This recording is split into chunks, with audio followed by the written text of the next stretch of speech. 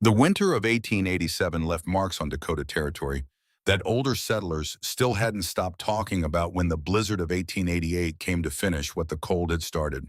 But before either of those storms, before the snow, buried fence lines, and the frozen cattle stood stiff in their pastures like wooden carvings, there was a woman named Sigrid Kavalin working alone in the dirt behind her house. And nobody thought to ask her why. They saw the hole. They saw the shovel. They saw the old woman on her knees in the clay pressing flat stones against a wall that nobody asked for in a space nobody needed underneath a woodshed that most people wouldn't have bothered to build in the first place. And they laughed. Not meanly at first, the way people laugh at something they don't understand and don't want to. The way a man laughs when he wants to feel smarter than what's in front of him. They laughed and they moved on and they stacked their cordwood against their walls the same way their fathers had. And they told each other the old Norwegian woman was going soft in her old age. What they didn't know, what none of them could have guessed, was that the small space under that woodshed was about to become the most important structure in a 20-mile radius. And by the time they understood what Sigrid had built, it would be too late for some of them to be anything but grateful they had known her at all. The land remembers everything. It remembers the weight of glaciers that carved these valleys 10,000 years before any human foot pressed into the soil. It remembers the buffalo that once darkened the horizon like storm clouds made flesh. It remembers the grass fires that swept across the prairie in walls of orange light, and it remembers the silence that followed. The land remembers the first settlers who came with their plows and their ambitions and their profound misunderstanding of what this place could do to a person who wasn't ready. And the land, if it could speak, would tell you that it remembered Sigrid Kvalin from the moment she first set foot on it in the spring of 1873. She was 25 years old then. Her husband Ivar walked beside her, his hand on the trunk of tools in their wagon, his eyes scanning the horizon for something that looked like possibility. Their daughter was 2 years old and sleeping against Sigrid's chest, unaware that she was being carried into a country that would test her parents in ways they could not yet imagine. They had come from the Telemark region of Norway, a place of deep valleys and short summers, where every family learned to manage cold the way other people manage debt, carefully, methodically, and with a healthy respect for how quickly it could ruin you. The letter of introduction to the land agent in Yankton turned out to mean almost nothing. The man barely glanced at it before pointing them toward the unclaimed acres near the James River land that looked like an ocean of grass frozen in mid-wave stretching in every direction until the sky swallowed it whole. 160 acres. That was what the Homestead Act promised them. 160 acres of possibility if they could prove it up within 5 years. Ivar had smiled when he saw it. Sigrid had not. She had looked at the emptiness and seen something her husband could not see. She had seen the wind that would come screaming across that flat expanse with nothing to stop it. She had seen the winters that would arrive like punishment from an angry God. She had seen the distance between their claim and the nearest stand of timber, 15 miles to the northwest, and she had understood immediately what that distance would mean when the snow came. But she said nothing. Because Ivar was already walking into the grass, already measuring with his eyes, already building in his mind the life they would create here. And Sigrid loved him too much to take that from him before the land did it itself. They built their first shelter from sod because there was no timber within 15 miles. Sigrid had never lived in a house made of dirt. In Norway, even the poorest families had wooden walls, wooden floors, wooden roofs that kept out the rain and the snow, and the relentless cold that crept down from the mountains every winter. But here on this ocean of grass, there was nothing to build with except the land itself. Ivar cut the sod in bricks 2 feet long and 1 foot wide, each one held together by the tangled roots of prairie grass that had been growing and dying and growing again for centuries. He stacked them like masonry, leaving spaces for a door and 2 small windows that Sigrid covered with oiled paper because glass was a luxury they could not afford. The soddy, as the settlers called them, was dark and damp and smelled of earth. When it rained, water dripped through the ceiling for hours after the sky had cleared. Insects lived in the walls. Snakes sometimes found their way inside seeking warmth, or mice, or both. But it was shelter. And in that first winter, shelter was the only thing that mattered. Sigrid survived those months by luck and stubbornness, and by following almost instinctively the habits her father had drilled into her from the time she could carry wood. She kept the fire burning low and steady, never letting it roar and waste fuel.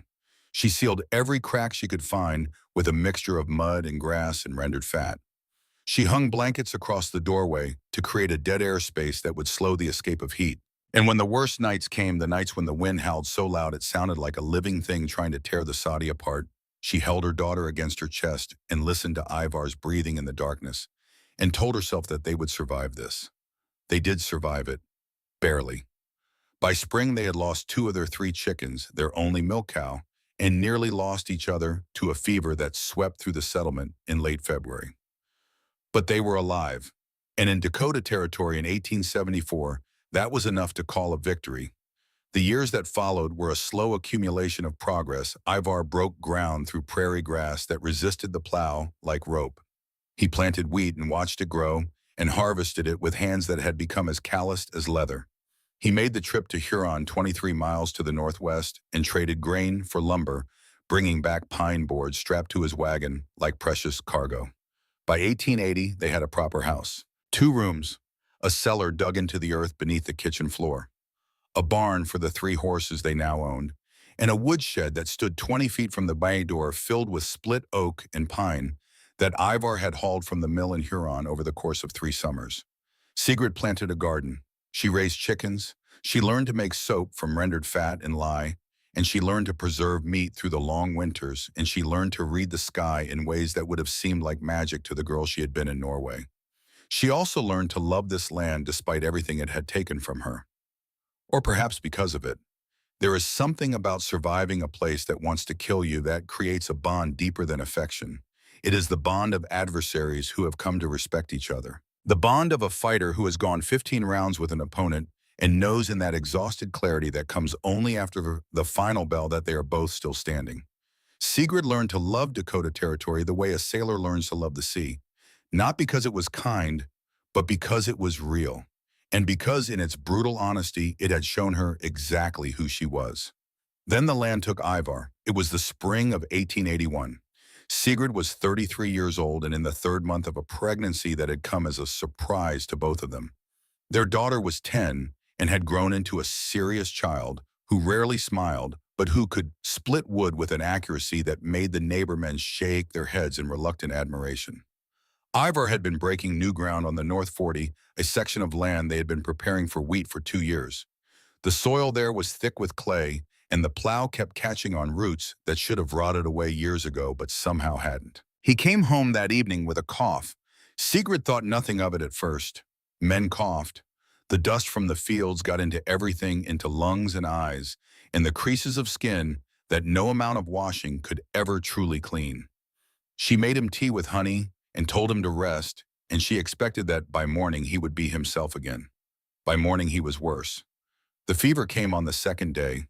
It took his appetite on the 3rd. By the 4th day he was delirious, calling out names that Sigrid didn't recognize, speaking in rapid Norwegian, that she could barely follow his eyes open, but seeing something that wasn't in the room. She sent their daughter to the Thorvald farm 3 miles to the east to fetch help. But there was no help to be had. The settlement had no doctor. The nearest physician was in Huron, and by the time anyone could have made the journey there and back, it would have been too late anyway. Ivar died on the 6th day just as the sun was setting. Sigrid was holding his hand when he went. She felt the moment his grip loosened, felt the strange relaxation that moves through a body when the person inside it is no longer there.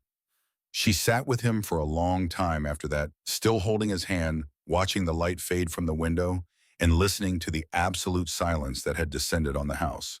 Their daughter stood in the doorway, her face expressionless, her hands hanging at her sides. Neither of them cried. There would be time for that later. But not yet. Not while there was still work to be done. They buried Ivar on the small rise behind the barn in a grave that Sigrid dug herself because there was no one else to do it. She marked it with a wooden cross that she carved from a piece of the same pine that had built their house, and she said the words that needed saying, old Norwegian words that her father had taught her and his father had taught him. Then she went back to the house and made supper for her daughter and sat down to eat as if nothing had changed. Because in Dakota Territory, grief was a luxury that the living could not afford. The land didn't care that you were mourning. The crops still needed tending. The animals still needed feeding. The winter was still coming, whether you were ready for it or not. And Sigrid Kvalin, whatever else she might have been, was not a woman who let herself be unprepared. The pregnancy ended 3 weeks later. Sigrid woke in the night to a pain that she recognized immediately, a deep cramping that started in her lower back and radiated forward like something inside her was trying to tear itself free. She lay in the darkness for a long time, breathing slowly, waiting to see if it would pass. It didn't pass. By dawn, it was over. She buried what remained next to Ivar's grave in a hole so small it seemed impossible that it could have contained so much hope. She didn't carve a cross for this one. She couldn't think of what to write. The summer of 1881 was the hardest season of Sigrid's life. Not because of the work, though the work was brutal. Not because of the loneliness, though the loneliness pressed on her like a physical weight.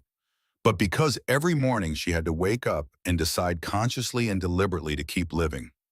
There were moments in those long summer days when she stood at the edge of the wheat field and looked out at the horizon and wondered what would happen if she simply started walking. If she walked until she couldn't walk anymore. If she let the land take her the way it had taken Ivar, the way it had taken the child she would never hold. But then she would hear her daughter calling from the house, or see the horses waiting at the fence for their evening feed, or notice the way the light fell across the wheat in that particular golden way that happened only in the hour before sunset. And she would turn around and walk back to the life she had built, because walking away would mean that everything she had suffered had been for nothing. And Sigrid Kvalin would not give the land that satisfaction. 2 years later, the fever came again. It swept through the settlement in the late summer of 1883, carried by no one knew what, spreading from farm to farm like wildfire through dry grass. 3 children died in a single week. The Nygaard boy, who was only 4. The Halverson twins, who had just turned 6. 3 small graves in the churchyard, 3 families destroyed by something they couldn't see and couldn't fight and couldn't understand. Sigrid watched her daughter with a fear she had never felt before. The girl was 12 now, tall for her age and strong from years of work, but strength meant nothing against fever. The strongest men Sigrid had ever known had been brought low by sickness that seemed to choose its victims at random. Every morning she checked the girl's forehead for heat. Every evening she watched for signs of lethargy, for the glazed eyes and flushed cheeks that marked the fever's first approach. Every night she lay awake listening to her daughter's breathing, counting the seconds between each inhale, waiting for the rhythm to change. The fever never came for them, but Sigrid couldn't shake the terror that it might. And so in the autumn of 1883, she made a decision that tore something permanent out of her chest. She sent her daughter to Minnesota. There was a cousin there, a woman named Birgit, who had married well and lived in a proper town with doctors and schools and all the things that Dakota Territory could not offer. Sigrid wrote to her and explained the situation, and Birgit wrote back immediately saying, "Yes, of course, send the girl, we will care for her as our own." The morning her daughter left, Sigrid stood at the edge of the property and watched the wagon grow smaller and smaller until it disappeared over the horizon. She stood there for a long time after it was gone, long enough for the sun to move noticeably across the sky, long enough for her legs to begin to ache from standing still. Then she turned and walked back to the house and sat down at the table where she had shared meals with Ivar and learned to read with her daughter and made plans for a future that no longer existed. She wrote to the girl twice a month. Every 2 weeks, regular as clockwork, a letter would go out on the mail wagon to Huron and from there to Minnesota. The letters were not long. Sigrid was not a woman of many words, but they were consistent. They were reliable. They were proof that the connection still existed, even if the distance had grown too great to see across. Her daughter wrote back less often as the years went on. At first, the letters came every week, then every 2 weeks, then once a month, then sometimes not at all for 6 or 8 weeks at a stretch. The letters themselves changed too. They became shorter, more formal. The intimate details of daily life that had filled the early correspondence gave way to brief updates and polite inquiries, and the kind of distant courtesy that strangers use when they have nothing real to say to each other. Sigrid kept every letter in a tin box under her bed. She read them sometimes at night in the quiet hours when sleep wouldn't come, trying to hear her daughter's voice in the words on the page. But the voice grew fainter with each passing year, until finally one day it was gone entirely. By 1886, when the digging began, Sigrid Kvalin was 62 years old. She lived alone, and she had not been inside another person's home for social purposes in longer than she could precisely remember. The neighbors knew her as quiet, capable, and strange. They borrowed her tools and returned them without conversation. They noticed she kept better stock than most and wasted less wood than anyone. But they did not know her. Not truly. And they had long since stopped trying. Sigrid understood this and she accepted it. She had learned in the years since Ivar's death that solitude was not the same thing as loneliness. Loneliness was an ache for something you had lost. Solitude was simply the absence of what you no longer needed. She had her work. She had her animals. She had her letters to a daughter who barely answered them anymore. And she had her memories, which were sometimes a comfort and sometimes a knife and sometimes both at once. That was enough. It had to be enough because it was all she had. The summer of 1886 was the summer Sigrid decided to build what her father had called, in the old dialect, a varma, a heat core. The memory came to her in early June, arriving uninvited like a visitor from another life. She was sitting on this porch of her house, watching the evening light move across the wheat fields, when suddenly she was 11 years old again and standing in her father's workshop in the valley outside Kvitaside. Torsten Kvalin had been a builder. Not just a farmer who built things when necessary, but a true craftsman who understood wood and stone and the forces that move through them the way a musician understands sound. He had hands that seemed too large for delicate work, but that could fit a mortise and tenon joint so precisely that no nail or peg was needed to hold it together. He had also understood cold. In the winter of 1841, a storm had come through the Telemark Valley that was unlike anything anyone had seen in living memory. The snow fell for 6 days without stopping. The temperature dropped so far below zero that water froze in kettles placed directly on hot stoves. 11 of the valley's 40 horses died. The roof of the Lutheran church collapsed under the accumulated weight. And Torsten Kvalin, watching his neighbors struggle and suffer and lose, had remembered something his own father had told him years before about the way the Romans had heated their bathhouses. Hypocaust, that was the word. A system of channels beneath the floor through which hot air from a furnace would circulate, warming the stones from below and radiating heat upward into the room above. The Romans had used it 2,000 years ago in a climate far milder than Norway's to keep their wealthy citizens comfortable while they bathed. Torsten had studied the principle and adapted it. He had built a chamber beneath his workshop lined with stone, connected to a firebox at one end and a flue at the other. He had heated the stone slowly over many hours and then sealed the firebox and let the accumulated warmth do its work. The concept was not complicated. The execution was. But Torsten had been a patient man, and he had understood something that most people never learn, that the solution to cold is not more fire, it is more mass. Stone holds heat far longer than air. Stone does not blow away in wind. Stone does not run out like wood. If you heat enough mass, enough dense, slow-conducting material, and seal it beneath the ground where the temperature is stable year-round at approximately 42 degrees Fahrenheit, that stored heat will bleed upward slowly and steadily for days. Not the explosive heat of a large fire that roars through its fuel and leaves you shivering an hour after the flames die down. Something quieter, something almost alive, something that feels, as Torsten had once described it, like the earth breathing. Sigrid remembered standing in her father's workshop on the first morning after he had fired the heat core. She remembered the way the floor had been warm against her bare feet, even though ice had formed on the inside of the windows during the night. She remembered looking up at her father's face and seeing something she didn't fully understand at the time, but that she understood now: pride. But not the proud kind of pride, the quiet kind, the kind that comes from knowing you have built something that will outlast you. The kind that comes from solving a problem that everyone else had given up on. She remembered her father looking down at her and saying in his slow, careful way, "The cold is not the enemy, Sigrid. Ignorance of the cold is the enemy." She had been 11 years old then. She had not fully understood what he meant. Now at 62, sitting on her porch in Dakota Territory while the summer light faded and the first cool breeze of evening moved across the fields, she understood perfectly. The digging began the next morning. Sigrid walked out to her woodshed as the sun was coming up, carrying a shovel and a determination that she had not felt in years. The woodshed was a simple structure 20 feet from the back door of the house, built from pine boards and roofed with cedar shakes. It held 3 cords of split oak and 2 cords of pine, enough to last most winters if she was careful. But last most winters was not good enough. Sigrid had lived through enough Dakota winters to know that careful was not always possible.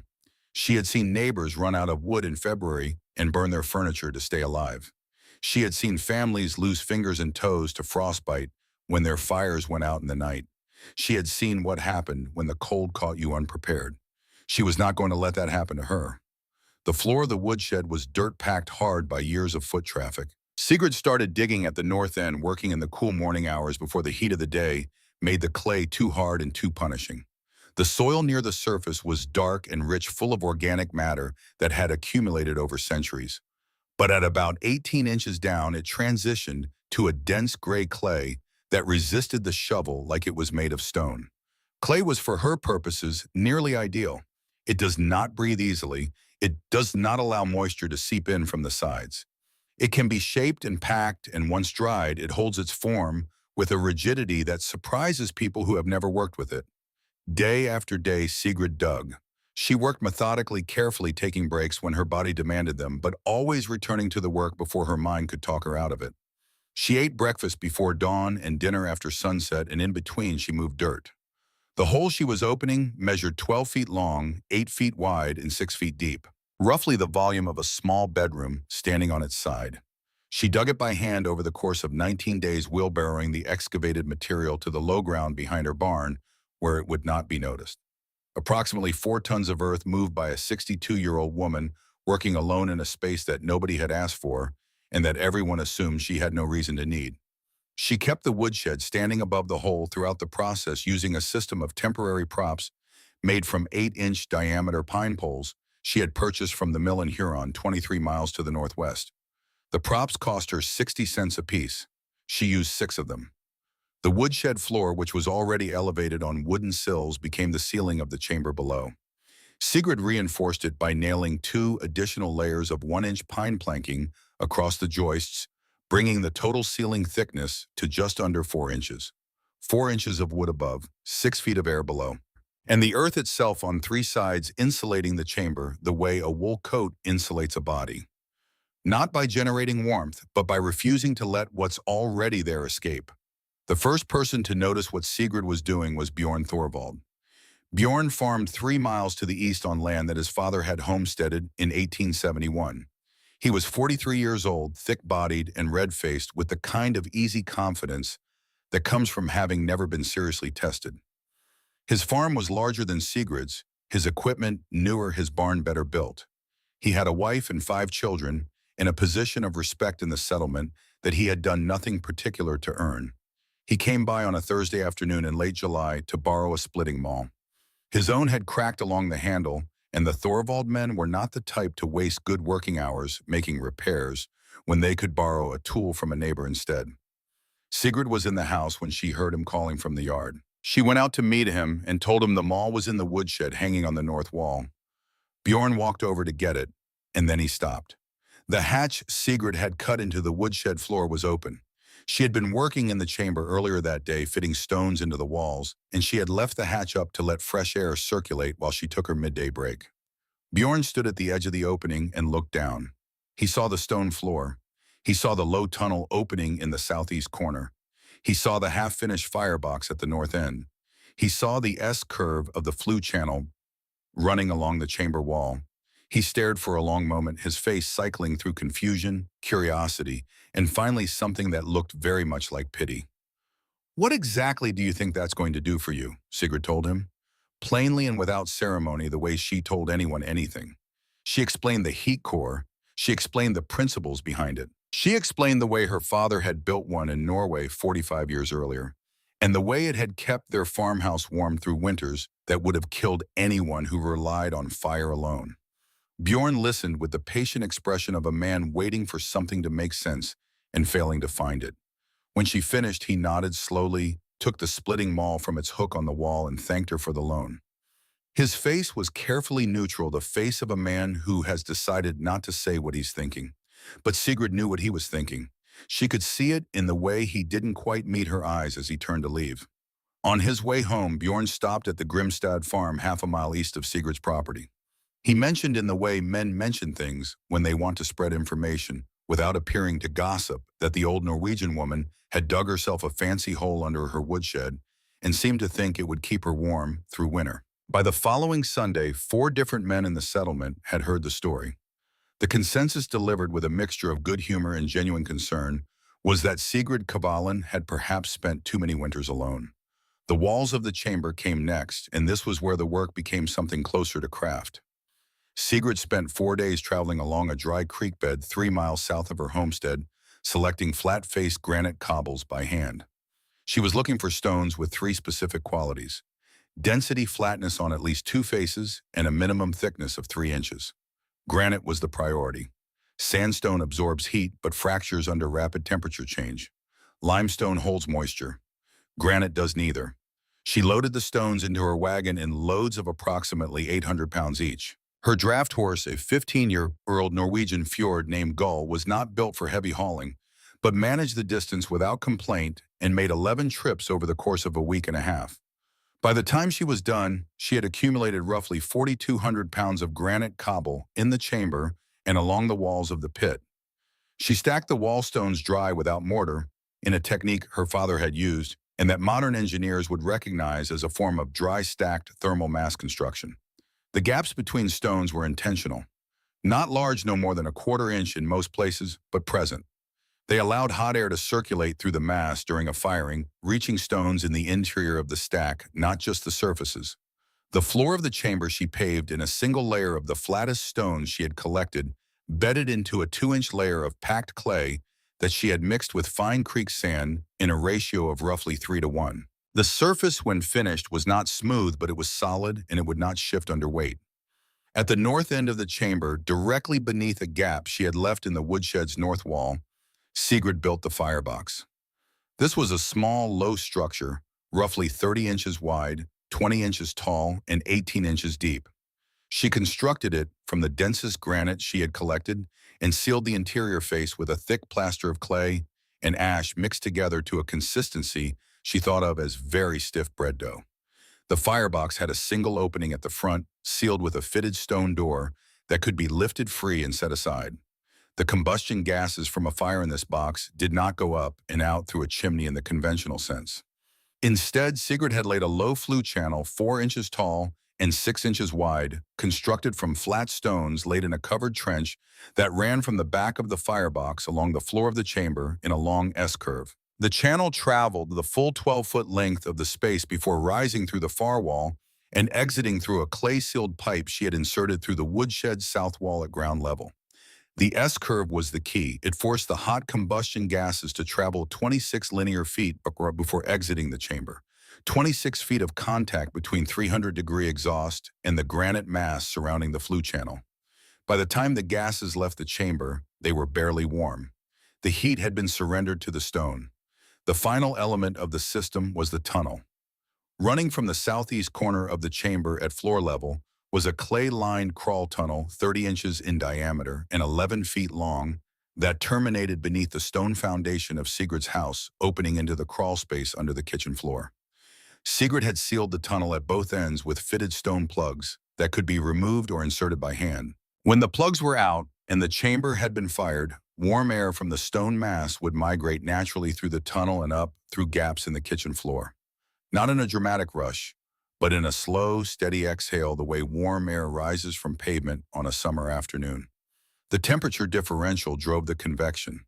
The kitchen floor directly above the tunnel junction would be, once the system was operating at full capacity, approximately 18 to 22 degrees Fahrenheit warmer than the ambient outdoor temperature.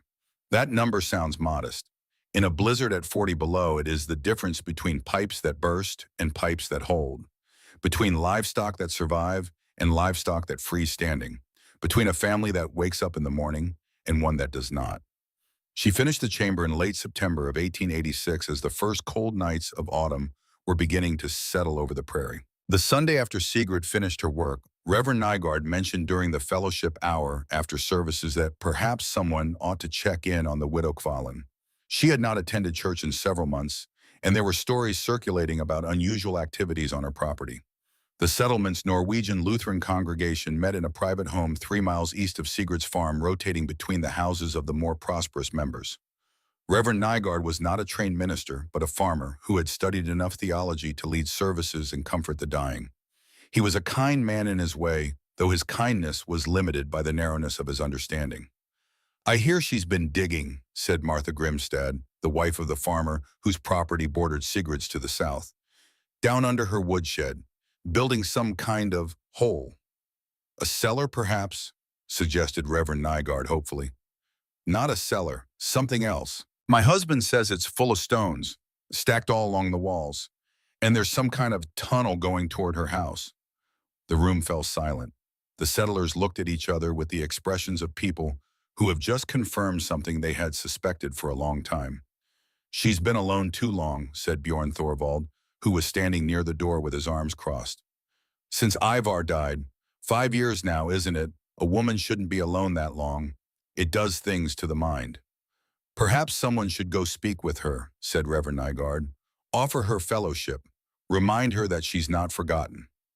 Everyone agreed that this was an excellent idea. Someone should definitely go. Someone should absolutely make the effort to reach out to the widow Kvalin and see if she needed help.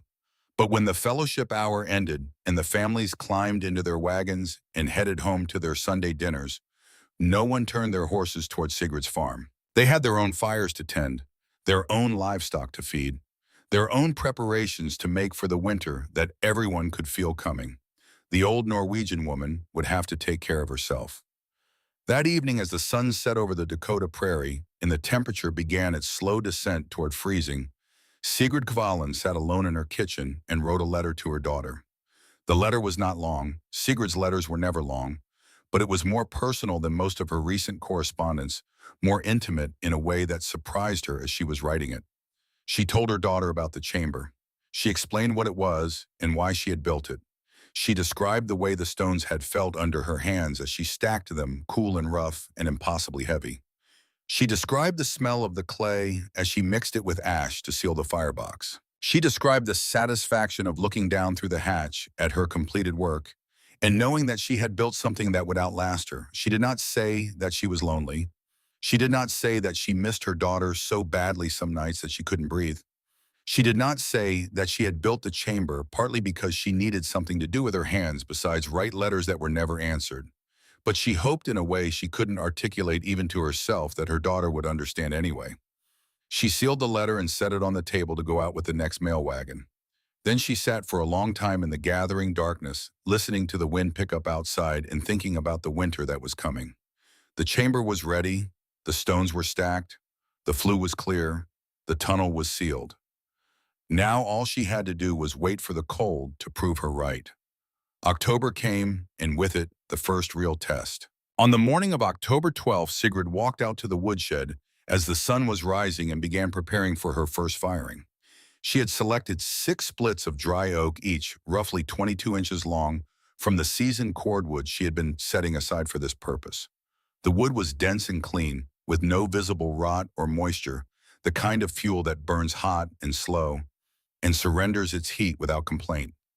She opened the hatch in the woodshed floor and descended into the chamber on the ladder she had built for the purpose. The air below was cool and still holding the stable temperature of the earth that surrounded it on 3 sides. Approximately 42 degrees, she estimated. Comfortable enough for working, but not warm.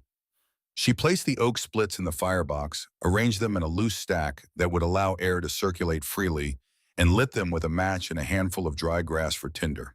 The fire caught quickly, the flames licking at the wood with a hunger that seemed almost impatient. Then she waited. Firing a heat core is not like starting a wood stove. You are not trying to produce immediate warmth. You are trying to transfer energy from the combustion into the mass of the stone slowly and efficiently without wasting it through the flue before it can be absorbed. Sigrid monitored the fire, carefully adjusting the airflow through the firebox opening to keep the burn slow and steady. Too much air and the fire would roar, wasting fuel and sending heat up the flue before the stones could capture it. Too little air and the fire would smolder, producing smoke and unburned gases that would foul the system and reduce efficiency. She used a technique her father had taught her to check the progress. Every hour, she walked to the south end of the chamber and held the back of her hand 1 inch from the flue opening. Warm air meant poor heat transfer. The combustion gases were still carrying energy when they left the system. Cool air meant the stones were doing their job capturing the heat before it could escape. For the first 2 hours, the air at the flue was warm. Not hot, but noticeably above the ambient temperature of the chamber. By the third hour, it was cool enough that she could hold her hand against the opening without discomfort. The stones were taking the heat. She added 2 more splits of oak and let the fire burn for another hour, maintaining the same slow, controlled pace. When she was satisfied that she had transferred as much energy as the fuel would yield, she let the fire die down to embers, sealed the firebox with its stone door, and packed clay around the seam to prevent any remaining gases from entering the chamber. Then she climbed the ladder, closed the hatch, and went inside to wait. 12 hours later, she entered the chamber again. The difference was immediate. The air that had been cool and still the day before was now noticeably warmer, carrying a gentle heat that seemed to radiate from the walls themselves. Sigrid stood in the center of the space at chest height and breathed deeply. The temperature she estimated was approximately 51 degrees Fahrenheit. Outside, the October night had dropped to 29. She stood in that chamber for a longer time and said nothing. There was nothing to say. The stones had done exactly what she had known they would do. The heat that she had put into them 16 hours earlier was still there, bleeding slowly into the air, warming the space with a patience that no fire could match. She thought about her father. She thought about the workshop in Telemark where she had first felt warm stone under her feet on a winter morning. She thought about all the years between then and now, all the miles between Norway and Dakota, all the losses and struggles and small victories that had brought her to this moment. And she felt for the first time in longer than she could remember something that might have been hope. She climbed the ladder and went inside and wrote the longest letter she had sent to her daughter in 4 years. The next morning, Sigrid walked to the junction where the tunnel emerged beneath her kitchen floor. She removed one of the stone plugs, leaving a quarter turn of space open just enough to allow a trickle of warm air to migrate up through the gaps in the floorboards. The effect was subtle but unmistakable. Within an hour, the kitchen floor was noticeably warmer than the parlor floor on the other side of the house. By evening, the difference was significant enough that she found herself spending more time in the kitchen than usual, enjoying the gentle warmth that rose from below. Her water pipes, which ran in the crawl space beneath the kitchen, were warm to the touch. That night, the temperature outside dropped to 24 degrees. Sigrid slept better than she had in months. November brought the true cold and Sigrid was ready. She fired the chamber for the second time on November 8th, using 12 splits of oak over 5 hours. The process was the same as before, slow and controlled, monitoring the flue exit until it ran cool, sealing the firebox when the burn was complete. The chamber temperature the following morning was 53 degrees. Outside, the November dawn was 7 degrees above zero. Sigrid left the tunnel plugs partly open, allowing a steady migration of warm air into the kitchen crawl space. The floor above stayed warm. The pipes held. The water in the barrel by the stove remained liquid even on the coldest nights. She used 4 cords of firewood that month, less than she had used in November of 1885. She noted this in a small ledger she kept on a shelf above the kitchen window. The entry was brief. November 1886, chamber fired twice. 4 cords consumed, pipes intact, floor warm. The neighbors did not come to visit. The neighbors did not ask how she was managing. The neighbors were too busy with their own preparations for the winter that everyone knew was coming. But Sigrid didn't mind. She had her work. She had her ledger. She had her chamber full of warm stone beneath the woodshed that everyone had laughed at. And she had the quiet satisfaction of knowing that when the worst came, as the worst always comes, she would be ready. The winter of 1887 was already sharpening its knives. The old-timers who had lived through the hard years of the 1870s could feel it in their bones, that particular ache that comes when the weather is about to turn murderous. The animals could feel it too. The horses stood with their backs to the north wind, and the cattle clustered together in tight groups, and the dogs buried themselves in straw and refused to come out even for food. Sigrid watched and waited and made her preparations. She brought extra hay into the barn. She checked the seals around every window and door. She split more wood than she needed and stacked it inside the woodshed where the snow couldn't reach it. And she watched Gull, her 15-year-old fjord horse, who had survived more Dakota winters than most of the settlers in the region and who knew things about cold that no human could learn from books. On the morning of January 10th, Gull began pressing herself against the south wall of the barn and would not eat. Sigrid had seen this behavior before. It meant something bad was coming, something worse than a normal winter storm. Something that the horse could sense in the air pressure or the smell of the wind or some other signal that humans were too dull to perceive. She fired the chamber that afternoon. 8 hours, 9 splits of oak, slow and steady and controlled, monitoring the flue until it ran cool, sealing the firebox with clay around the stone door. The chamber temperature that evening was 58 degrees. Outside, the temperature was 14 below zero and falling. 2 days later, the blizzard arrived. The morning of January 12th dawned gray and heavy, with a stillness in the air that felt like the land holding its breath. By noon, the wind had begun to rise. By 2 o'clock, it was screaming. Sigrid stood at her kitchen window and watched the snow drive horizontally across the yard, so thick and fast that she couldn't see the woodshed 20 feet away. The temperature, which had already been 19 below at dawn, continued to drop. The wind, sustained at 32 miles per hour with gusts to 44, created an effective wind chill that brought the felt temperature to somewhere near 50 below zero. The storm would last for 8 days. During that time, Sigrid would not add a single piece of wood to any fire. The chamber would hold. The stones would bleed their warmth into the air with the patience of something geological. The kitchen floor would stay warm while the world outside turned into a killing machine of ice and wind and cold. And somewhere out there, in houses that had been built the conventional way, with wood piles stacked against exterior walls and truss placed in fires that could only burn as long as the fuel held out, her neighbors were beginning to realize that they had made a terrible mistake. The small space under the woodshed was about to say everything that Sigrid Kvalen had never been able to say out loud. The blizzard of January 1887 did not arrive like a storm. It arrived like a judgment. On the morning of January 12th, the sky was the color of a bruised purple and gray and swollen with something that wanted to fall. The barometric pressure had been dropping for 2 days, and anyone who knew how to read the signs could feel the weight of what was coming pressing down on their shoulders like an invisible hand. By noon, the first flakes began to fall. They came down soft and slow, at first almost gentle, the kind of snow that children catch on their tongues and poets write verses about. But there was nothing gentle about what followed. The wind arrived at 2:17 in the afternoon. Sigrid knew the exact time because she was standing at her kitchen window when it hit, watching the snow drift lazily across the yard, and she saw the moment when everything changed. 1 second, the flakes were falling at an angle, pushed by a moderate breeze. The next second, they were flying horizontally, screaming past the window so fast and thick that the world beyond the glass simply ceased to exist. The sound was like nothing she had ever heard. Not the howl of a wolf, or the roar of a train, or the scream of a wounded animal. Something deeper, something older. The sound of the atmosphere itself tearing apart and putting itself back together again over and over in an endless cycle of destruction and reformation.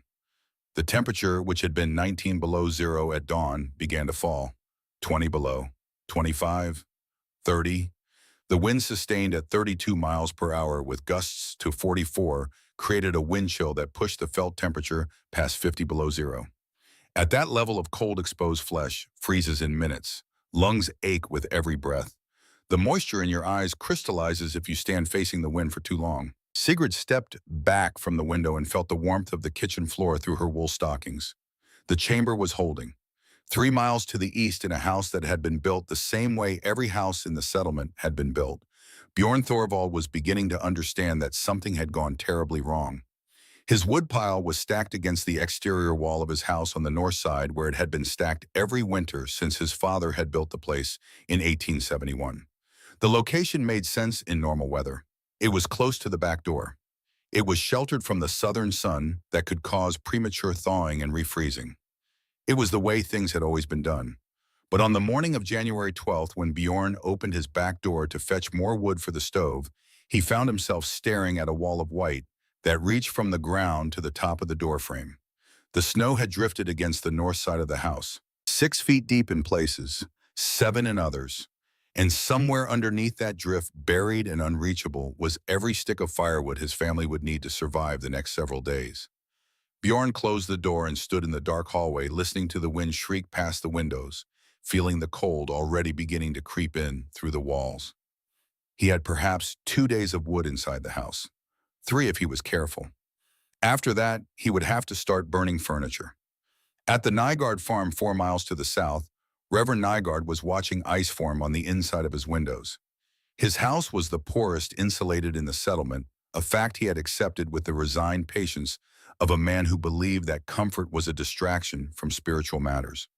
The walls were single-thickness pine, the gaps between boards stuffed with rags and newspaper and anything else that might slow the passage of cold air. The roof was cedar shake, weathered and warped with gaps that let in light during the day and starlight at night. In a normal winter, the house was uncomfortable but survivable. The wood stove in the main room could keep the temperature above freezing if it was fed constantly, and Reverend Nygaard and his wife had learned to sleep in shifts, one of them always awake to add wood to the fire. But this was not a normal winter. By the evening of the second day, the temperature inside the house had dropped to 38 degrees, despite a fire burning continuously in the stove. By the morning of the third day, it was 34. On the sixth morning, Reverend Nygaard woke to find a skim of ice on the water barrel in the kitchen, and he knew with terrible certainty that his house was dying around him. He had enough wood to last another week, maybe 2, if he rationed carefully. But it didn't matter how much wood he had if the house couldn't hold the heat. The storm raged without pause for 6 days. On the first day, the settlers hunkered down and waited, assuming that the weather would break by nightfall the way it usually did. Dakota storms were violent but brief. Everyone knew that. The wind would blow itself out, the snow would stop, and life would return to normal. On the second day, the waiting turned to worry. The storm showed no signs of weakening. If anything, it was intensifying, the wind gusts growing stronger, the temperature continuing its relentless descent. Families began to ration their wood burning less than they needed, accepting discomfort now to avoid catastrophe later. On the third day, the worry turned to fear. Children huddled together under every blanket in the house. Livestock in unheated barns began to suffer. The first reports of frozen pipes reached those families who still had ways to communicate with their neighbors, which was almost no one. On the fourth day, the fear turned to desperation. Bjorn Thorvald burned his last piece of interior stored kindling at noon and stood staring at the family's dining table, calculating how long the wood would last if he broke it apart and fed it to the stove.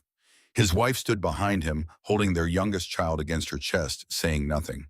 There was nothing to say. The table would buy them another day. The chairs would add a few more hours.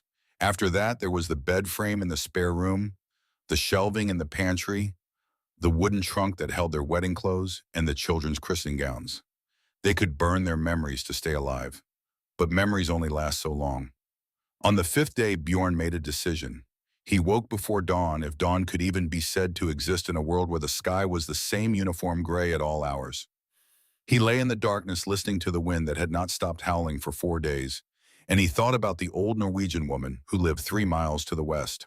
He thought about the hole she had dug under her woodshed, the stones she had stacked along the walls, the strange system of tunnels and fireboxes and flues that she had tried to explain to him when he came to borrow the splitting maul. He had laughed at her then, not out loud but in his heart. He had thought she was losing her mind the way old people sometimes do when they spend too many years alone with nothing but their thoughts for company. But now, lying in the darkness while his children shivered in their beds and his wife pressed against him for warmth that neither of them had enough of, he found himself remembering something else about Sigrid Kvalen. She always seemed to know something that nobody else did. He had noticed it over the years without really paying attention. The way she would bring in her hay a week before anyone else, and then a storm would come and ruin the hay that was still in the fields. The way she would reinforce her barn roof in the autumn, and then the winter would bring heavier snow than anyone expected. The way she watched the sky and the animals, and the behavior of the wind with an attention that bordered on obsession. She knew things, she had always known things, and maybe, just maybe, the hole under her woodshed wasn't madness at all. Bjorn rose from the bed and began pulling on every piece of clothing he owned. 3 pairs of socks, 2 pairs of trousers, 4 shirts layered one over another. His heaviest coat, the one lined with sheepskin that his father had brought from the old country. A wool scarf wrapped around his face until only his eyes were visible. His wife watched him without speaking. She understood what he was doing. She understood that it might kill him. But she also understood that staying where they were would definitely kill them all, And so she said nothing as he opened the front door and stepped out into the white. The cold hit Bjorn like a physical blow.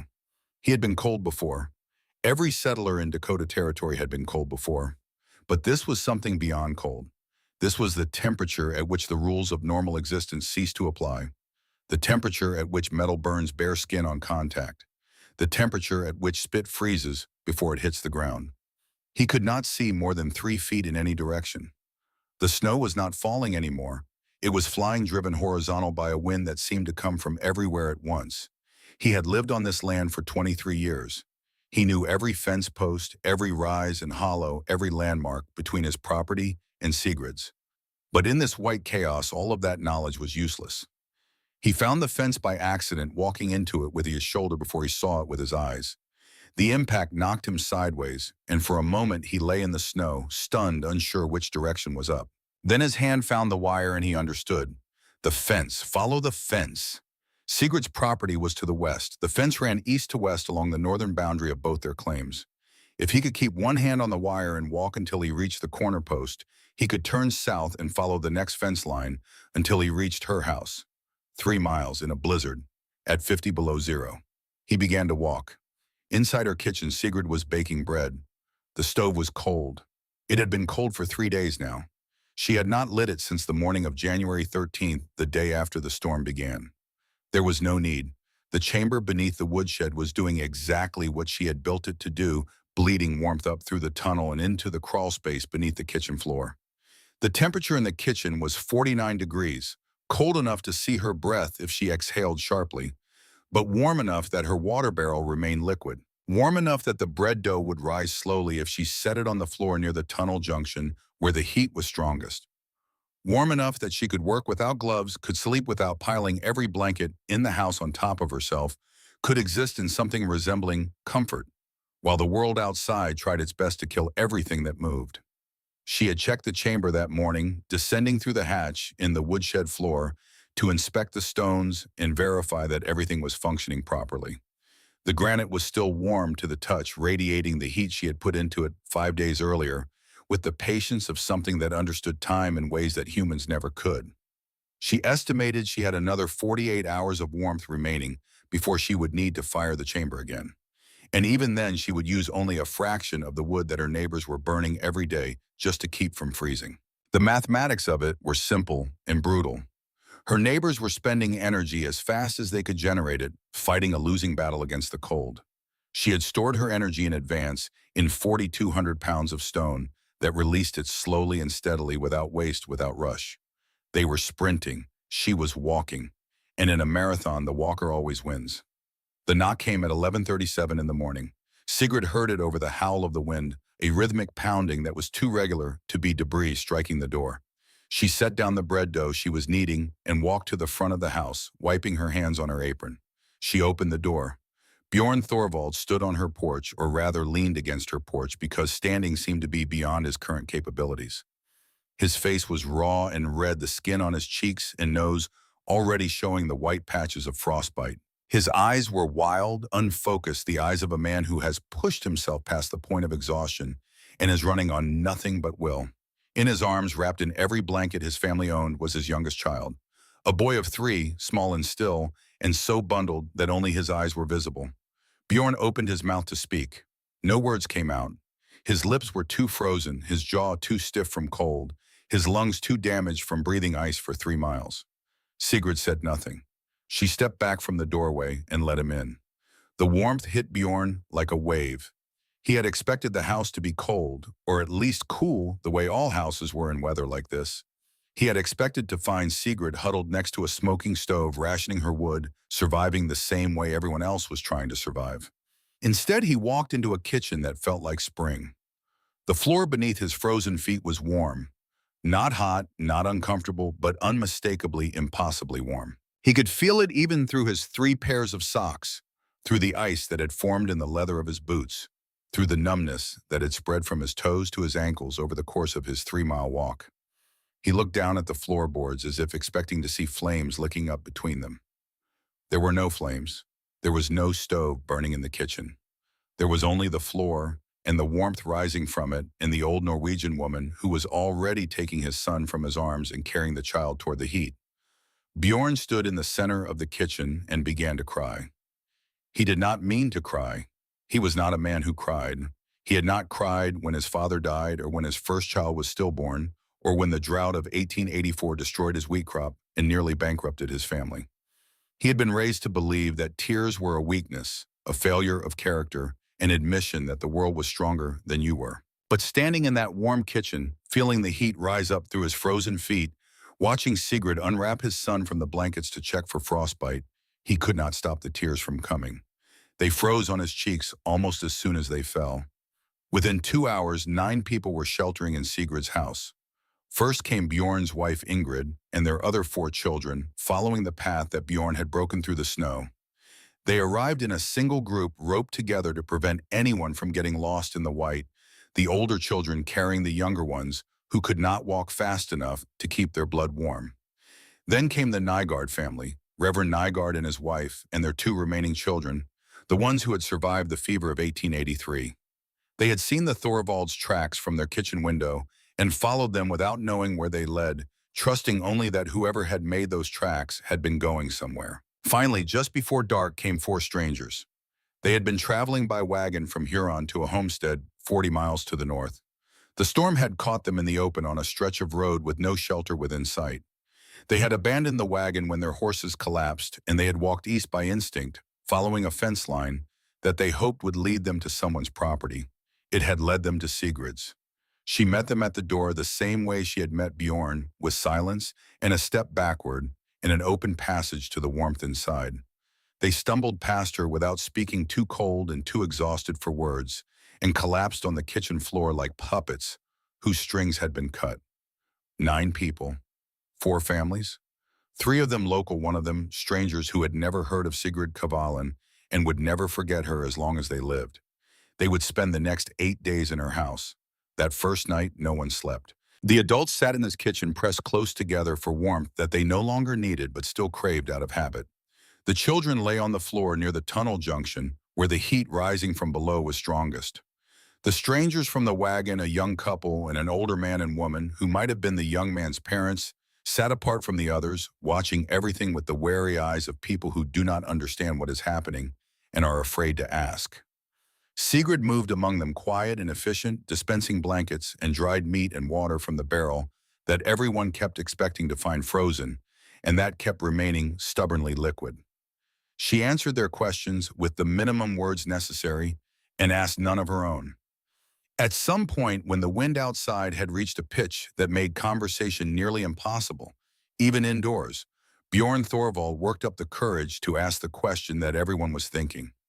How? Sigrid looked at him. Her face was unreadable. How is this possible? He continued, gesturing at the warm floor, the liquid water, the absence of any fire anywhere in the house. How is it this warm? Where is the heat coming from? Sigrid was silent for a long moment. Then she stood and walked to the back door and gestured for Bjorn to follow her. They put on their coats and stepped out into the enclosed passageway that connected the house to the woodshed. Even here in this unheated space, the temperature was noticeably warmer than the outside air. Bjorn could feel it in his lungs, the absence of that knife-edge cold that had nearly killed him on his walk over. Sigrid opened the woodshed door and led him inside.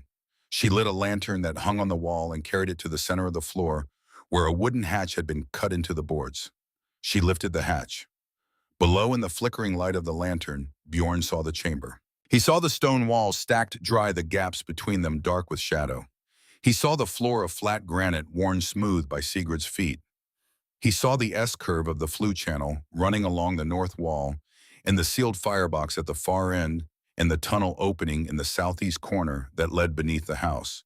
And he felt the warmth rising up from below, a gentle heat that seemed to radiate from the stones themselves, as if they were alive, as if they were breathing. My father built one in Norway, Sigrid said. It was the most words she had spoken at once since Bjorn had arrived. In 1841, after a winter that killed 11 horses and collapsed the church roof. He learned it from his father, who learned it from a builder in Bergen, who learned it from the Romans. Bjorn stared at her. The Romans? They heated their bathhouses this way 2,000 years ago. Hot air under the floor. The stones hold the heat and release it slowly. For days. For weeks, if you build it right. But I saw you building this. Bjorn's voice was barely a whisper. Last summer, I saw the stones. I saw the tunnel. I asked you what it was for, and you told me, He couldn't finish the sentence. Sigrid finished it for him. You laughed. The word hung in the air between them, neither accusation nor forgiveness, simply a statement of fact. Bjorn had laughed. Everyone had laughed. They had laughed and walked away and stacked their cordwood against their walls the same way their fathers had, and now three of them were huddled in Sigrid's kitchen while the storm tried to kill everything it could reach. Bjorn looked down at the chamber, at the stones that were keeping his family alive, at the work that Sigrid had done alone while everyone around her had written her off as a madwoman. Teach me, he said. Sigrid looked at him for a long moment. Her face, illuminated by the lantern light, was impossible to read. Then she nodded once and closed the hatch. The storm raged for 8 days. In the world beyond Sigrid's farm, it was killing with methodical efficiency. Cattle froze standing in their pastures, their bodies found weeks later in the exact positions they had occupied at the moment of death, like statues carved from ice. A barn belonging to Olaf Stenrude, 4 miles to the east, collapsed under the weight of accumulated snow. A structure that had been standing for 11 years, reduced to kindling in a single night.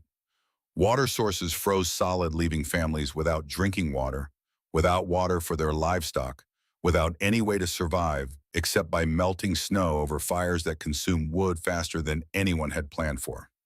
3 families were trapped for the entire duration of the storm without the ability to reach their woodpiles, which had been buried under 6 feet of drifted snow within 36 hours of the blizzard's onset. They burned furniture. They burned books. They burned the wooden toys that had been carved for children who were now old enough to understand that survival sometimes requires sacrifice. But inside Sigrid's house, life continued with something approaching normalcy. She fired the chamber twice during the 8 days using a total of 21 splits of oak, less wood than Bjorn's family had burned in a single day before their supply ran out. Less wood than Reverend Nygaard's stove consumed in 12 hours, while still failing to keep the house warm. The 9 people who sheltered with her ate from her root cellar and her smoked meat provisions she had laid in for a single woman's winter, but that stretched further than anyone expected, because Sigrid Kvalin did not believe in waste. They slept on her floors, children and adults alike arranged in rows like logs covered with every blanket and coat and piece of fabric that could be spared. And they talked, not at first. At first, they were too exhausted, too cold, too shocked by what they had survived to do anything except exist. But by the 3rd day, when it became clear that the storm was not going to break anytime soon and that they were going to be spending considerable time in each other's company, the talking began. Reverend Nygaard talked about faith, about the ways that God tests his children, about the lessons that could be learned from suffering if only one had the wisdom to see them. His words were meant to comfort, but they landed with a heaviness that suggested he was trying to convince himself as much as anyone else.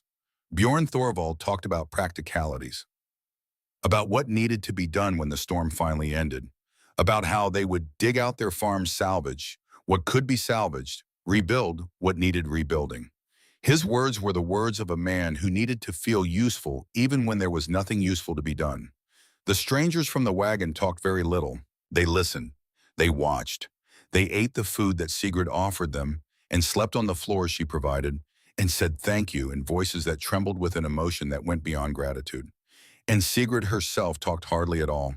She moved through her house like a ghost, tending to the fire in the chamber, checking the tunnel plugs, distributing food and water with an efficiency that bordered on mechanical. She answered questions when asked, but volunteered nothing. She showed Bjorn the chamber twice more during those 8 days, pointing out details he had missed the first time, explaining the principles behind the construction in short, precise sentences that wasted no words.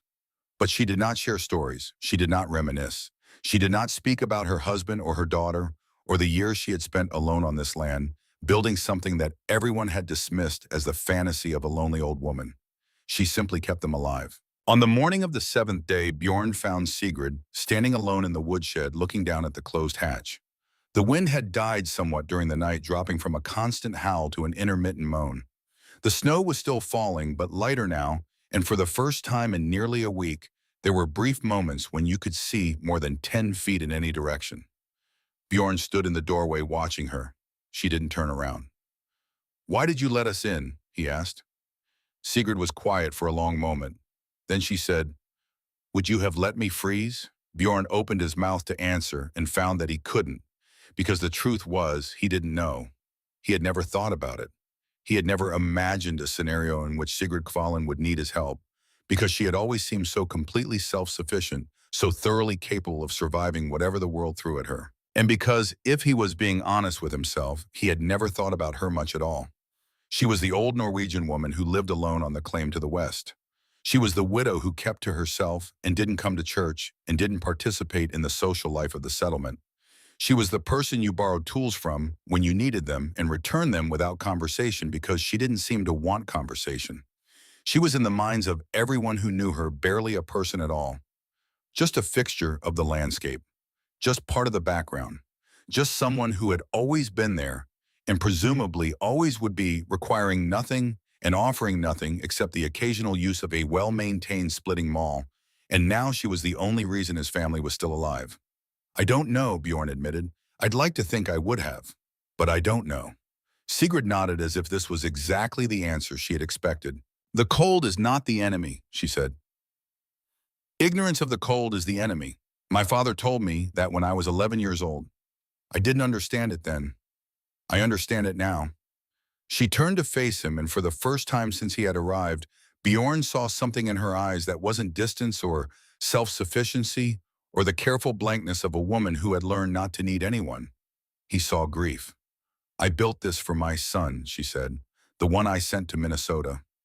I thought that if I built something useful, something that would last, he might come back someday to see it, to see what his mother had made, to see that she wasn't just an old woman losing her mind in the middle of nowhere."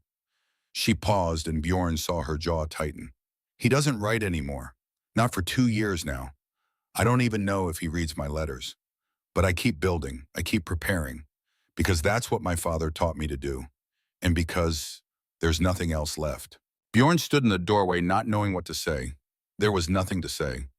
Nothing that would fix what was broken in this woman's life. Nothing that would bring back her son or her husband or the years she had spent alone, working without recognition, building without acknowledgement, surviving without anyone noticing that surviving was exactly what she was doing. So he said the only thing he could think of. "When this is over," he said, "teach me how to build one of these for my family, for anyone else who wants to learn. Teach us what your father taught you." Sigrid looked at him for a long time, and then slowly she nodded. "The stone comes from the creek bed 3 miles south," she said. "You'll want granite, not sandstone. Sandstone fractures in the cold. The walls go up dry, no mortar. The gaps are intentional. They let the heat circulate." She continued talking, explaining the principles of the heat core in more detail than she had shared with anyone since she was a girl listening to her father in a workshop in Norway. And Bjorn listened, really listened in a way he had not listened to anything in years. The wind picked up again outside, howling around the corners of the woodshed like something angry and alive. But inside, in the warmth that rose from the stones, a kind of peace had settled over both of them. The storm broke on January 20th. It didn't end gradually the way most storms do. It ended all at once as if someone had thrown a switch. One moment the wind was blowing and the snow was falling and the world was white. The next moment the sky was clear and blue, and the sun was shining with a brightness that hurt the eyes after so many days of gray. Sigrid stood on her porch and looked out at what the storm had done. The snow was piled in drifts that reached the eaves of the barn in places. The path to the woodshed had disappeared, entirely buried under 4 feet of white that sparkled in the morning light like someone had scattered diamonds across the landscape. The fence posts that marked the boundary of her property were invisible. The wires lost somewhere beneath the surface, and the only landmarks visible were the tops of buildings and the bare branches of the few trees that had survived the last 15 years of Dakota winters. The 9 people who had sheltered with her emerged from the house one by one, blinking in the sunlight, their faces pale and their eyes red from too many sleepless nights in close quarters. They stood on the porch beside her, looking at the white world, saying nothing. There would be work to do, digging out, checking on livestock, assessing damage, finding out who had survived and who had not. The settlement would need to come together to help each other to rebuild what the storm had destroyed. But for now, for just this moment, they stood in silence and watched the sun rise over the snow. Bjorn Thorvald was the first to speak. "We should check the others," he said. "The Stenruds, the Halvorsons, the families closer to town." Sigrid nodded. "Go," she said. "I'll be here when you get back." Bjorn looked at her. There was something in his eyes that hadn't been there 8 days ago. Respect, maybe, or gratitude, or something deeper. Something that didn't have a name. "Thank you," he said, "for everything." Sigrid said nothing. She simply nodded once and turned to go back inside. The settlement dug itself out over the following week. The news as it emerged was bad. 7 cattle dead across the region. 2 barn roofs compromised, including Olaf Stenrud's, which had collapsed entirely. One family had spent 4 days in their barn because their house had become too cold to survive in. 3 families had burned significant portions of their furniture. Everyone was exhausted, traumatized, diminished in ways that would take months or years to fully understand. But no one had died. The settlement gathered at the Thorvald farm on the Sunday after the storm broke. It wasn't a formal meeting, just a coming together, a need to see each other's faces and confirm that everyone was still alive. The conversation turned with some difficulty and some silence to the question of what Sigrid Kvalin had built. "She kept 9 people alive for 8 days, Bjorn said, without burning more wood than I use in a single morning. Her pipes didn't freeze. Her water didn't ice over. Her floor was warm when everything else was cold." The others listened without interrupting. Some of them had been there in Sigrid's kitchen, and they knew he was telling the truth. Others had heard the stories, but hadn't believed them.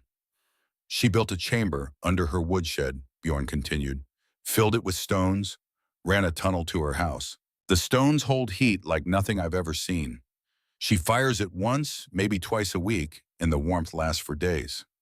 "Sounds like witchcraft," someone muttered. It might have been meant as a joke. It didn't sound like one. "It's not witchcraft," Bjorn said. His voice was sharp. "It's knowledge. Her father built one in Norway 50 years ago. His father built one before that.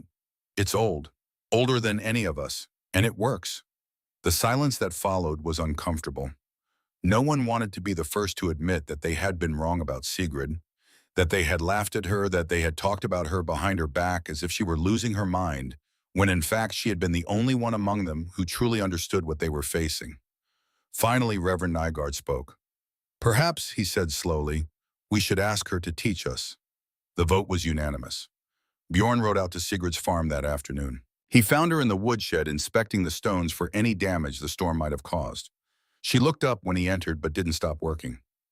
"The settlement wants to know if you'll teach them," he said, "how to build these chambers, heat cores, whatever you call them."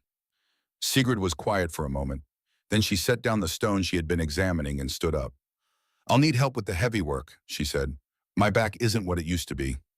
"You'll have it," Bjorn said. "As much as you need, as many men as you want. We'll quarry the stone, dig the chambers, do whatever you tell us to do." Sigrid nodded slowly. "The first one will take a month," she said. "After that, faster, once people understand what they're doing." "How many can we build before next winter?" Sigrid thought about it. "Well," she said, "maybe 6. If the summer is long and the stone holds out." "Then we'll build 5, Bjorn said. "Or 6, starting with the families that need it most. The Nygaards, the Stenruds, anyone with children or elderly parents or houses that can't hold heat." Sigrid looked at him for a long time. Her face, as always, was difficult to read. "Why do you care?" she asked. "A month ago you thought I was a crazy old woman." Bjorn didn't flinch from the question. He owed her that much. "A month ago," he said, "I was a fool who almost killed his family because he was too proud to listen to someone who knew more than he did." He paused, choosing his next words carefully. "I can't change what I thought before, but I can change what I do now. And what I'm doing now is asking you to help us, not because we deserve it, but because you're the only one who can." Sigrid studied his face for a long moment. Then, for the first time since Bjorn had known her, she smiled. It was not a warm smile. It was not a forgiving smile. It was the smile of a woman who had waited a very long time to hear someone say what Bjorn had just said, and who was not quite ready to believe that she had heard it. but it was a smile. "Spring," she said. "When the ground thaws. We'll start then." Bjorn nodded. "Spring," he agreed. He turned to go, then stopped at the doorway. "The settlement is taking up a collection," he said, "to pay you for your time, for your knowledge. It won't be much, but—" "I don't want your money," Sigrid interrupted. "I want something else." "Name it." Sigrid was quiet for a moment. Then she said, "When this is done, when the chambers are built and the winter comes and everyone survives, I want you to write it down. Everything, how they're built, why they work, the measurements, the materials, the techniques. I want you to write it down and send it to the land office in Huron so that anyone who wants to learn can learn." Bjorn nodded. "I'll do it myself," he said. "Good," Sigrid said, "because I won't be here forever. And when I'm gone, I want this to last. I want it to matter. I want people to know that there was a way, even if they never knew there was a woman who showed them." She turned back to her stones and Bjorn understood that the conversation was over. He walked back to his horse and rode home through the melting snow, thinking about chambers and stone and the strange, quiet woman who had saved his life. That spring, they built the first one. Bjorn Thorvald commissioned a heat core for his own property, working under Sigrid's supervision from the day the ground thawed until the first heat of summer made the work unbearable. 3 other families followed. By autumn, 5 properties in the settlement had functioning thermal mass chambers beneath their woodsheds or barns, all built to Sigrid's specifications, all lined with river granite, all connected to the main living spaces by clay-sealed crawl tunnels with removable stone plugs. The Huron Weekly Plainsman ran a brief item in October of 1887, noting that a Norwegian-born homesteader near the James River had developed an unusual but apparently effective heating system based on methods used in Scandinavia, and that several local families had adopted it in advance of what farmers and herders were already predicting would be another severe winter. The item was 4 sentences long and ran on page 3. But Sigrid didn't care about the newspaper. She cared about the chambers. She cared about the families who would survive because of what she had taught them. She cared about the knowledge that was spreading slowly but surely from one homestead to the next. And she cared, though she would never have admitted it, about the fact that for the first time in 5 years, she was not alone. The winter of 1887 to 1888 arrived with a fury that made the previous year's storms look gentle. Sigrid felt it coming in early January, the same way she had felt it the year before. The barometric pressure dropping, the animals growing restless, the sky taking on that bruised, swollen look that meant something bad was building beyond the horizon. She fired her chamber on January 10th, the same day Bjorn Thorvald and Reverend Nygaard and the 3 other families who now had heat cores did the same. 2 days later, the school children's blizzard struck. It would become the most famous storm in Dakota history. The storm that killed hundreds. The storm that buried children on their way home from school, that trapped families in their homes for weeks, that froze cattle by the thousands, and broke the back of the open-range cattle industry that had been building since the end of the Civil War. But in the settlement near the James River, where 5 families had followed a quiet old woman's instructions and built chambers of stone beneath their woodsheds, no one died. Not one person. The storm raged. The temperature dropped 40 degrees in 3 hours. The wind reached 70 miles per hour before the instruments stopped recording. And in 5 houses scattered across 20 square miles of Dakota prairie, the floors stayed warm and the pipes held, and the families survived. 3 of those 5 families took in neighbors during the worst days of the storm, sheltering people who had not built chambers, who had not listened, who had laughed at the idea the same way everyone had laughed at Sigrid the summer before. And Sigrid herself, in the house where it had all begun, took in 9 people again. Different people this time.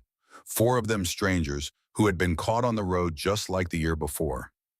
Following fence lines, following tracks in the snow, following the rumor of warmth that had spread through the region over the past 12 months, following it to the small space under the woodshed. On the last night of the storm, when the wind had finally begun to die, and the worst was clearly over, Sigrid sat alone in her kitchen and wrote a letter to her son. She did not know if he would read it. She did not know if he even received her letters anymore. But she wrote anyway the same way she had written for 5 years because writing was the only connection she had left to the boy she had sent away. She told him about the storm, about the chamber that had kept her alive, about the 5 families who had built their own chambers and the people they had saved. She told him about Bjorn Thorvald, who had laughed at her once and now called her the wisest person he knew. She told him about the newspaper article 4 sentences on page 3 that was the only public recognition she would ever receive. And she told him about the thing she had learned, the thing that her father had tried to teach her 50 years ago in a workshop in Norway, the thing that she finally truly understood. The cold is not the enemy. Ignorance of the cold is the enemy. But there is another kind of ignorance, she wrote. The ignorance of not knowing what you have until it's gone. The ignorance of sending away the people you love because you think you're protecting them. The ignorance of spending your whole life building things for someone who may never come back to see them. She paused, her pen hovering over the paper. I don't know if you'll read this, she continued. I don't know if you'll ever come back to Dakota. I don't know if you'll ever forgive me for sending you away, or understand why I did it, or believe me when I say that not a day has passed when I didn't think of you. But I want you to know that everything I've built here, I built for you. The chamber under the woodshed, the tunnels, the stone walls that hold heat like memory, holds love. All of it. For you. And even if you never see it, even if you never come back, even if this letter ends up in a drawer somewhere and never gets opened, I want you to know one more thing. Stone does not forget warmth as easily as people forget what they owe to each other. But I have not forgotten you. Not for one single moment. Not ever. She signed the letter and sealed it and set it aside to go out with the next mail wagon. Then she sat in the warm kitchen, listening to the wind die down outside, and waited for spring. The morning after the school children's blizzard finally broke, the sun rose over Dakota Territory like an apology. The sky was so blue it hurt to look at. The snow piled in drifts that reached the roof lines of barns and buried fence posts entirely sparkled with a brilliance that seemed almost cruel after so many days of gray. The temperature had climbed to 5 degrees above zero, which felt practically tropical compared to the 50 below that had gripped the land for nearly 2 weeks. Sigrid stood on her porch at dawn, wrapped in a wool shawl that had belonged to her mother, and watched the light spread across the white landscape. Behind her, in the house that had sheltered 9 strangers through the worst storm in living memory, she could hear the sounds of people beginning to stir. Children coughing, adults murmuring, the creak of floorboards as someone walked to the water barrel that had remained liquid throughout the entire ordeal. The chamber had held. Again. She had fired it twice during the storm, using a total of 18 splits of oak. Less wood than most families burned in a single day, while still watching their houses grow colder by the hour. The stones beneath the woodshed had done exactly what she had asked them to do, absorbing heat during the brief hours of the firing and releasing it slowly, steadily, patiently over the days that followed. The kitchen floor was still warm beneath her feet. Sigrid closed her eyes and allowed herself a moment of something that might have been satisfaction. Not pride. She had never been comfortable with pride. But satisfaction, yes. The quiet satisfaction of knowing that what she had built with her own hands in a space that everyone had dismissed as useless had proven itself against the worst that the land could offer.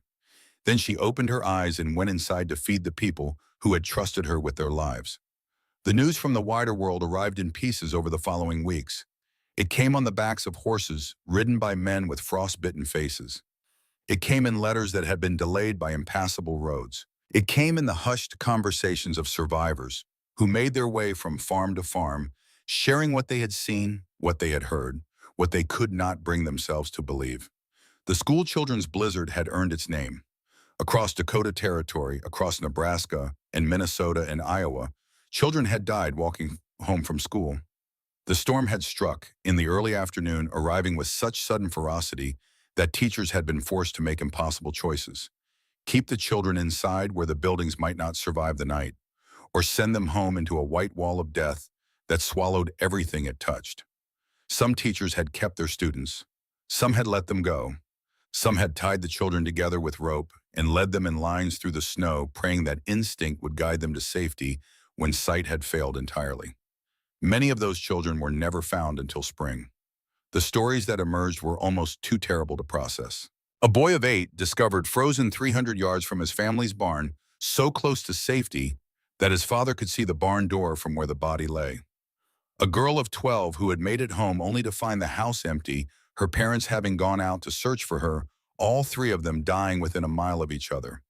A teacher who had kept her students alive for 36 hours in a schoolhouse with no heat burning the desks and chairs, and finally the books to keep the fire going, only to lose three of them to frostbite and exposure in the end. The death toll, when it was finally calculated, reached into the hundreds. And the cattle died by the tens of thousands. The open-range industry that had been building across the northern plains since the end of the Civil War collapsed in a single winter, destroyed not by economics or competition, but by the simple, brutal mathematics of cold. 1 million head of cattle froze on the Dakota plains that winter. 1 million animals standing stiff in their pastures like monuments to human hubris, to the belief that the land could be conquered, that the weather could be predicted, that preparation was something other people needed to worry about. Sigrid listened to these stories and said nothing. There was nothing to say. The dead were dead. The survivors would survive. And the lessons that should have been learned would be forgotten by the next generation, just as they had been forgotten by this one. That was the way of things. That had always been the way of things. But in the settlement near the James River, where 5 families had built chambers of stone beneath their woodsheds, not a single person had died. Not one child, not one elder, not one stranger who had stumbled to their doors seeking shelter from the white. That was something. That was worth remembering. February brought the thaw, and with it the work of rebuilding. The settlement gathered at the Thorvald farm on the first Sunday after the roads became passable, not for church services, but for something more practical. They needed to assess the damage. They needed to plan for spring. They needed to figure out how to prevent what had happened from ever happening again. 11 men sat around Bjorn Thorvald's kitchen table, their faces weathered by cold and exhaustion, their hands wrapped around cups of coffee that Ingrid Thorvald kept refilling without being asked. The conversation was halting at first, as conversations always are when people have seen too much and understood too little. But eventually, inevitably, the talk turned to Sigrid Kvalin. 5 houses, Bjorn said. 5 chambers, all of them held. Every family that built one survived without losing a single person. The others nodded. They had heard the stories. Some of them had lived the stories sheltering in chambers they had built with their own hands, under Sigrid's supervision, watching their neighbors struggle while their own floor stayed warm. The question is what we do now, Bjorn continued. We can rebuild the barns. We can replace the cattle. We can fix the damage the storm did to our homes, but none of that matters if we don't address the real problem. Which is, someone asked. Ignorance, Bjorn said. We didn't know what we were facing. We didn't know how to prepare. We stacked our wood against our walls like our fathers did, because that's how it had always been done, and we never stopped to ask if there was a better way. He paused, looking around the table at the faces of men who had known him for years, who had worked beside him and worshipped beside him and buried their dead beside him. Sigrid knew, he said. She tried to tell us, and we laughed at her. The silence that followed was heavy with shame. No one wanted to be the first to admit it. No one wanted to acknowledge that they had dismissed the old woman's warnings, had talked about her behind her back, had assumed that she was losing her mind, when in fact she had been the only one among them who understood what they were facing. Finally, Reverend Nygaard spoke. We should write it down, he said. Everything she taught us. The dimensions of the chambers, the type of stone, the way the tunnels connect to the houses. All of it. We should write it down and send it to the county land office so that anyone who wants to learn can learn. I already promised her I would, Bjorn said, before the storm. She asked me to do it, and I gave her my word. Then we'll help you, said another man. We'll draw diagrams, we'll take measurements, we'll make it so clear that even a fool could follow the instructions. And we'll sign it, Reverend Nygaard added. All of us.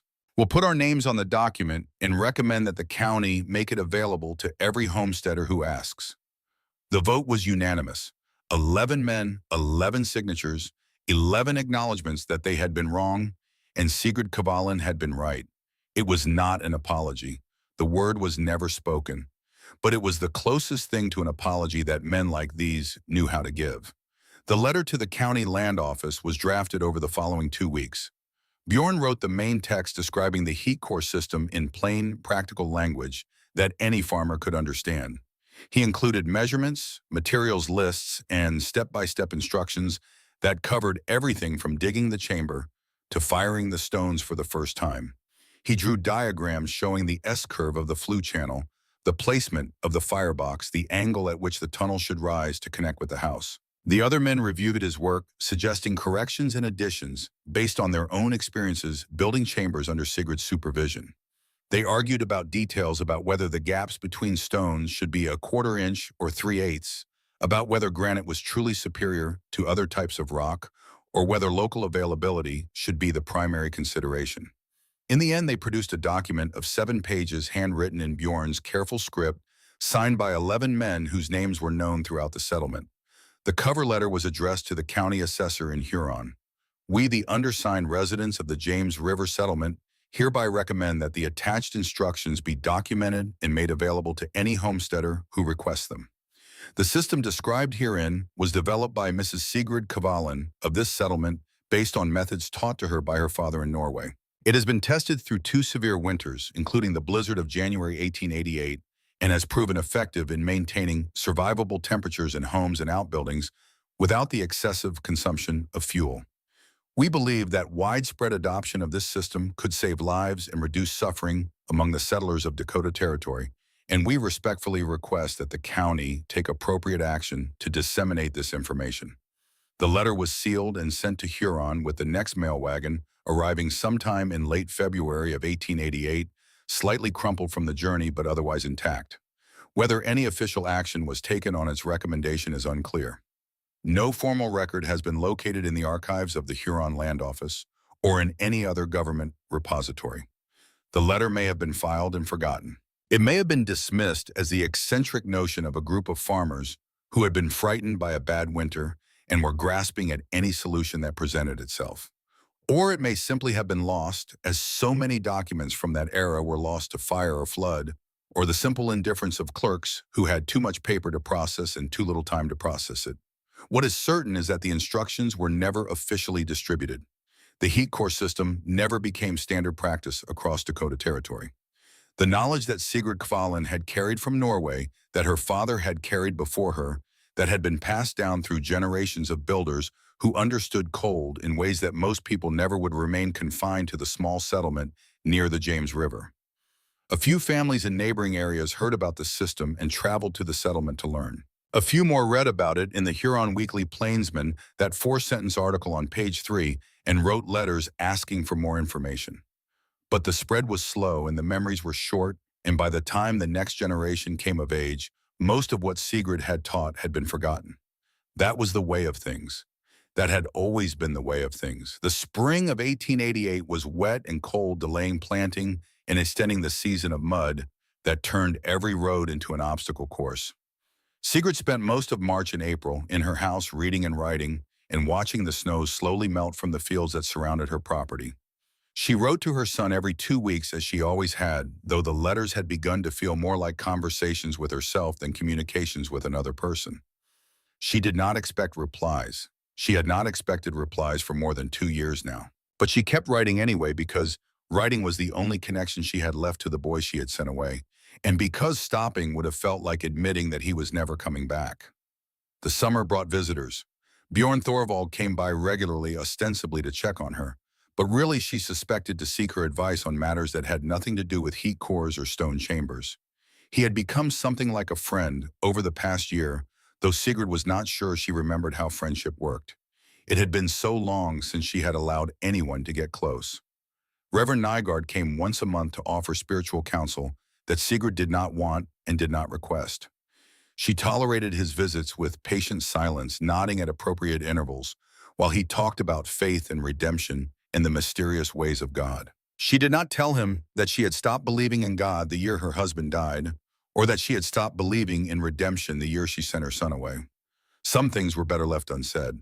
Other settlers came too, some to thank her for what she had taught them, some to ask questions about maintenance and repair, some simply to see the famous chamber that had kept 9 people alive through the worst storm in Dakota history. Sigrid showed them all the same thing: the hatch in the woodshed floor, the stone walls stacked dry, the S-curve of the flue channel, the tunnel that connected to the house. She explained the principles patiently, repeatedly, knowing that most of them would forget half of what she said before they reached their own properties. But a few would remember, a few would pass the knowledge to their children. And maybe someday, one of those children would build a chamber of their own and save lives that would otherwise have been lost. That was enough. It had to be enough. The autumn of 1888 brought a letter from Minnesota.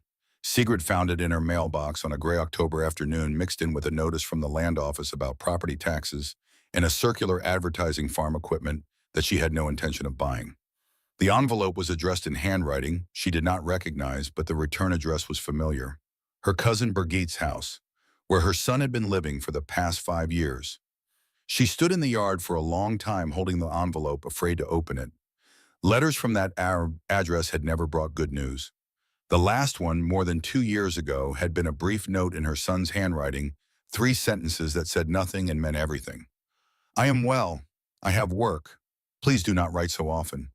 She had kept writing anyway, but she had not received another reply. Now holding this new envelope, she felt the weight of all the letters she had sent pressing down on her shoulders like a physical burden. All the words she had poured out, all the news she had shared, all the love she had tried to express in sentences that felt inadequate, even as she wrote them. She opened the envelope. The letter was from Birgitte, not from her son. It was brief and formal, the tone of someone delivering news that they did not want to deliver. Dear Sigrid, I am writing to inform you that your son Leif has married. The ceremony took place last month in St. Paul. His wife's name is Anna, and she is the daughter of a merchant family here. Leif asked me not to write to you about this. He said he would tell you himself when he was ready. But I felt you had a right to know, and I have always believed that mothers should not be kept in the dark about the important events in their children's lives. I do not know when or if he will contact you. He speaks of you rarely, and when he does, there is a distance in his voice that I cannot explain and do not fully understand. I believe he loves you in his way. But I also believe that something happened between you that he has not forgiven, and I do not know if he ever will. I am sorry to be the one to tell you this. I hope that time will heal whatever wounds exist between you. Your cousin Birgit. Sigrid read the letter 3 times, standing in her yard with the October wind cutting through her shawl. Then she folded it carefully, placed it back in the envelope, and walked inside. She sat at her kitchen table for a long time, looking at nothing. Her son was married. Her son had started a family. Her son had asked his cousin not to tell her about it because he did not want her to know. She thought about the letters she had written, hundreds of them over 5 years. She thought about the heat course she had built, the one she had described in such detail in letter after letter, hoping that someday he would come back to see it. She thought about the words she had written on the last night of the school children's blizzard, the confession of love and regret that she had sealed and sent without knowing if it would ever be read. Stone does not forget warmth as easily as people forget what they owe to each other. But she had forgotten something too. She had forgotten that the decision she made in 1883 to send her son away had consequences that she could not undo.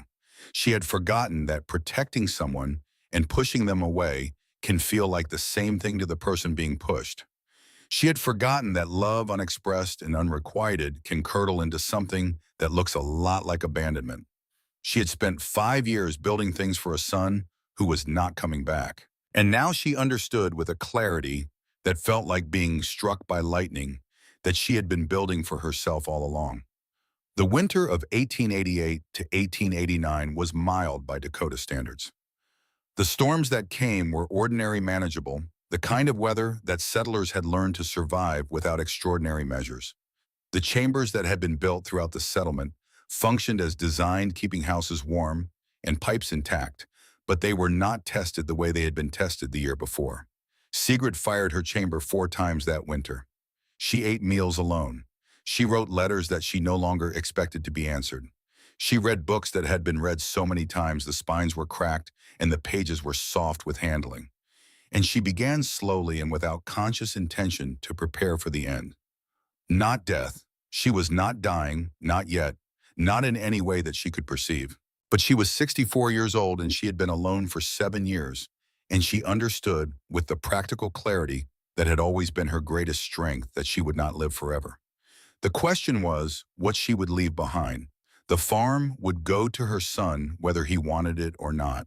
The land, the house, the barn, the woodshed, the chamber beneath it. All of it would become his when she was gone, and assuming he could be located and notified of her passing.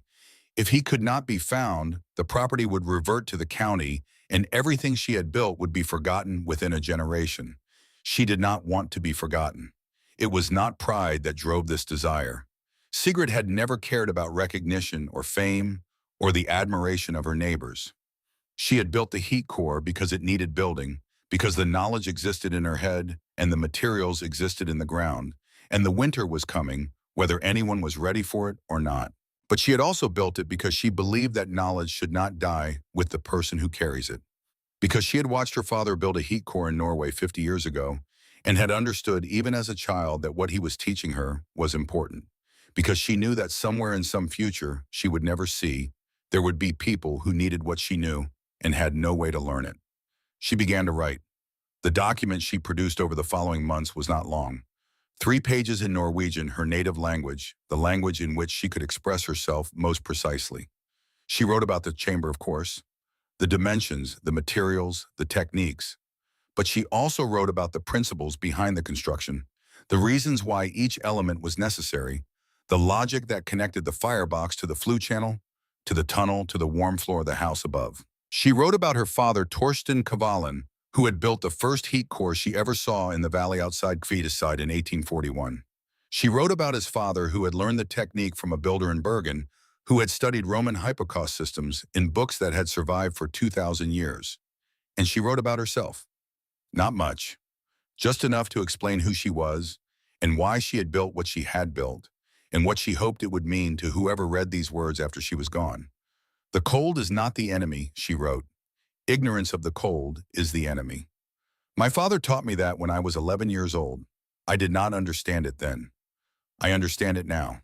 She ended the document with a single sentence that she labored over for 3 days, writing and rewriting until every word felt exactly right.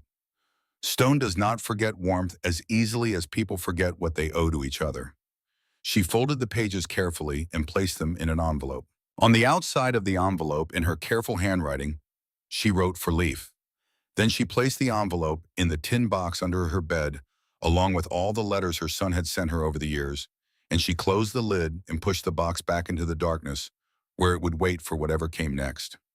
The years that followed were quiet ones. Sigrid continued to farm, though her body was beginning to fail her in small ways that she noticed but did not acknowledge. Her knees ached when she climbed the ladder into the chamber. Her hands shook slightly when she wrote her letters. Her eyes, which had always been sharp, began to blur at the edges, making it difficult to read in the dim light of winter afternoons.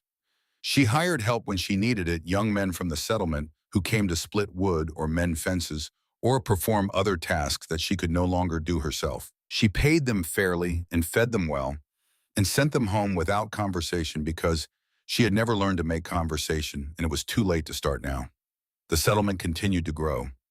New families arrived from the east, drawn by promises of cheap land and fresh starts. Some of them heard about the heat cores and asked to learn. Sigrid taught them the same way she had taught the others, with patience and precision and the absolute minimum of wasted words. By 1890, there were 11 chambers in the settlement. By 1891, there were 14. Each one built to Sigrid's specifications. Each one lined with river granite. Each one connected to its house by clay-sealed tunnels with removable stone plugs. Each one a small monument to the knowledge that a quiet old woman had carried from Norway and shared with anyone who was willing to listen. The pneumonia came in January of 1891. Sigrid felt it first as a tightness in her chest, a difficulty breathing, that she attributed to the cold air and the exertion of walking to the woodshed. She ignored it for 3 days the way she had always ignored physical discomfort, telling herself that it would pass if she rested and drank enough water and kept herself warm. It did not pass. By the 4th day, she could not get out of bed. The fever had come, and with it the coughing that brought up fluid from her lungs, fluid that was pink at first, and then red, and then a color she did not want to look at. Bjorn Thorvald found her on the 5th day when he came by to check on her and discovered the door unlocked and the house cold, and Sigrid lying in her bed, barely conscious, her breathing shallow and labored. He rode to Huron for the doctor, pushing his horse harder than he had ever pushed it, but by the time they returned, it was clear that there was nothing to be done. The pneumonia had settled too deep. The infection had spread too far. The body that had survived 67 Dakota winters was finally surrendering to an enemy it could not defeat. Sigrid died on the 8th day just as the sun was setting. She was not alone. Bjorn was there and Ingrid, his wife, and Reverend Nygaard, who said the words that needed saying, even though Sigrid had never believed them. They stood around her bed and watched her breathing slow, and they felt the moment when it stopped, and they sat with her for a long time afterward, not speaking, not moving, just being present with the absence she had left behind. The funeral was held 3 days later in the small cemetery on the ridge behind the Thorvald farm. 14 families attended, more people than had ever gathered for a burial in the settlement's history. They stood in the January cold and listened to Reverend Nygaard talk about heaven and redemption and the mysterious ways of a God that Sigrid had stopped believing in long ago. And when the service was over, when the grave had been filled and the prayers had been said, Bjorn Thorvald stood at the edge of the cemetery and made a promise to himself. He would find Sigrid's son.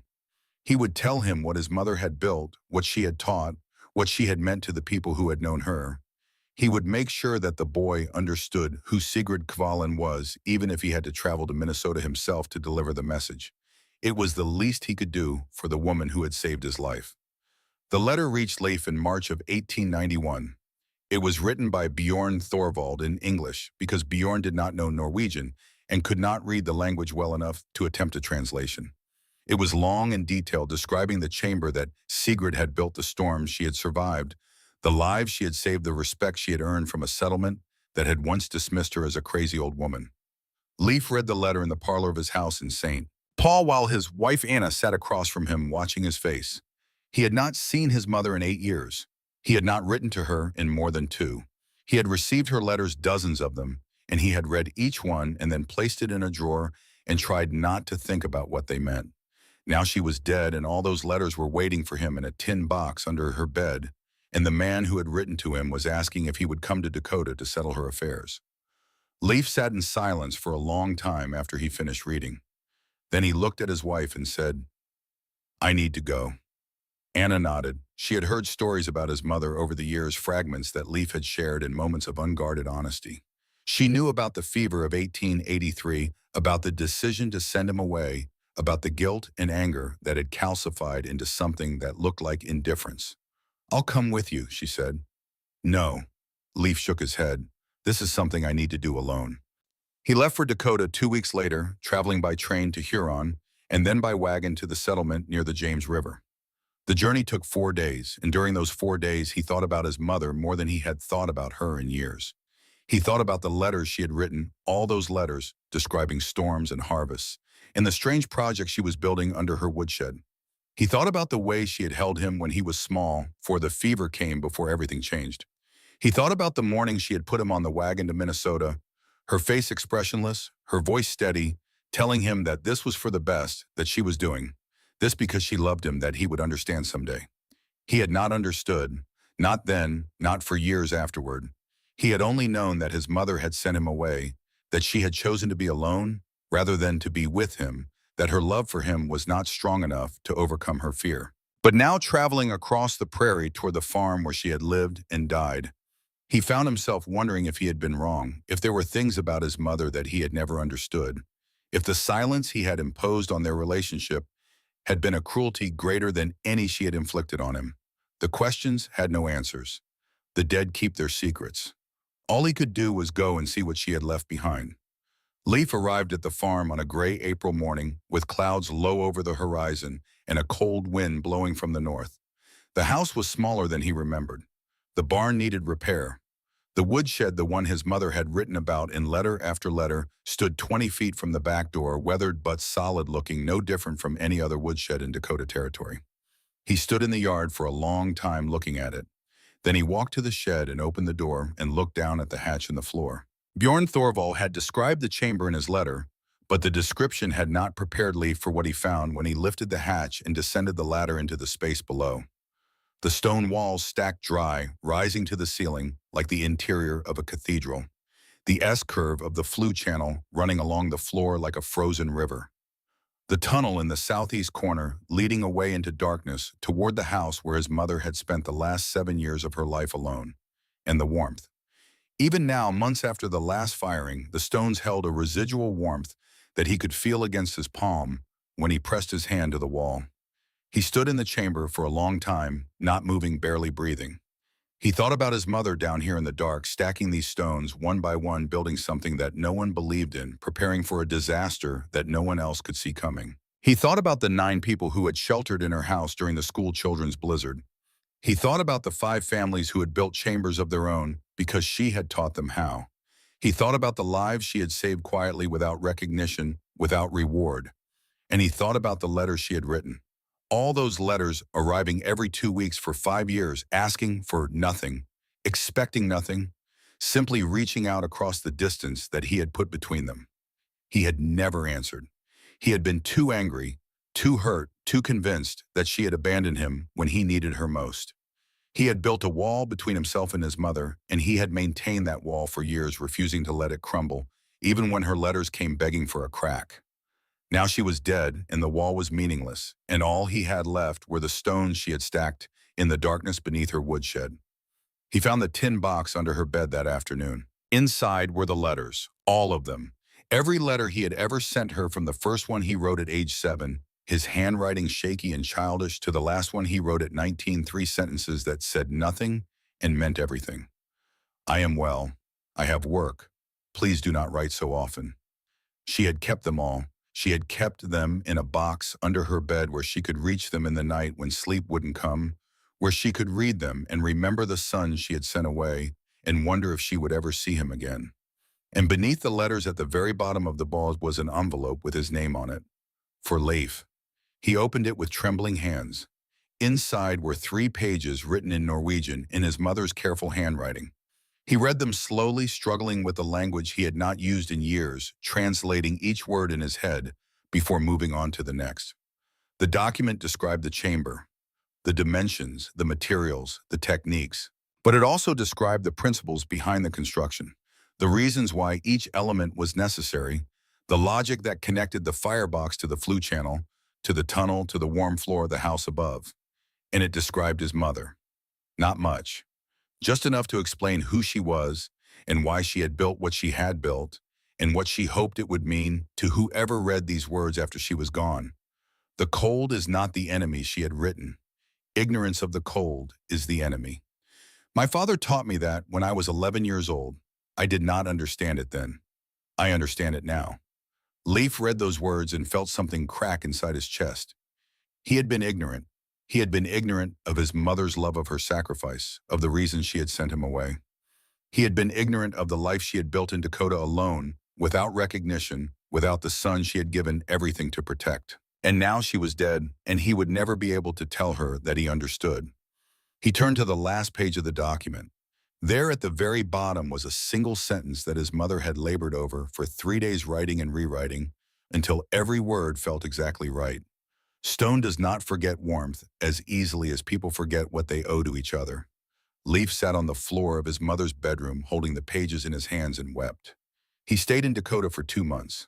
He hired men to repair the barn and mend the fences and clear the debris that had accumulated over the years of his mother's declining health. He met with Bjorn Thorvald and heard the stories of the storms, the sheltering, the lives that had been saved. He walked through the settlement and saw the chambers that his mother had taught others to build, small monuments to her knowledge scattered across 20 square miles of prairie. And he made a decision. He would not sell the farm. He would not let the chamber fall into disrepair. He would find a family who needed a home and let them live on the land rent-free in exchange for maintaining what his mother had built. It was not enough. It could never be enough.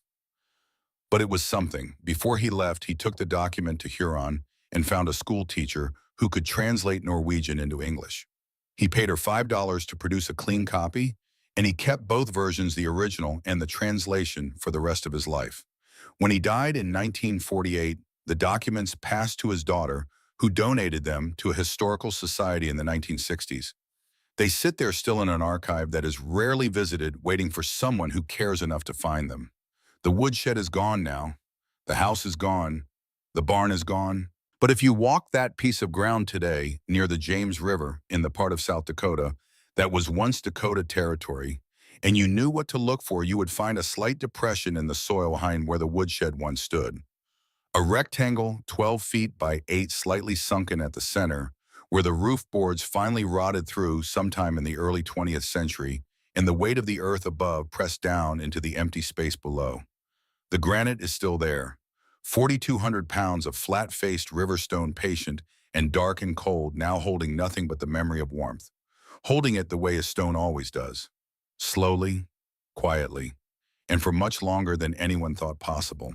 What Sigrid Kavalin built was not remarkable by the standards of the engineers who came after her. It required no expertise that could not be acquired by any person willing to study and to dig. The principles were ancient, dating back 2,000 years to the bathhouses of Rome. The materials were available anywhere that rivers ran and granite could be found. What made it remarkable was the willingness, the particular stubbornness of a woman who had lost almost everything and still chose to spend her energy not on survival alone, but on building something that would outlast the worst the world could send. She did not build the chamber for recognition. She built it because her father had shown her that the cold was not the enemy. Ignorance of the cold was the enemy. She built it because she had been cold before, and she understood at a cellular level that no amount of mockery could reach that understanding that a problem is not the same as being defeated by it. She built it under a woodshed where nobody would look in a space everybody ignored, with methods nobody wanted to hear about. And when the winter came, as the winter always comes, the small space under the woodshed said everything that Sigrid Kvalin had never been able to say out loud. It said, I was here. It said I knew something that mattered. It said I gave what I had to give, even when no one was asking, even when no one was listening, even when the only person who might have cared had stopped writing years ago. And it said in the language of stone and heat and patient endurance, I loved you, even when you couldn't feel it, even when you didn't believe it, even when the distance between us grew so great that I couldn't see across it anymore. I loved you, and I built this for you.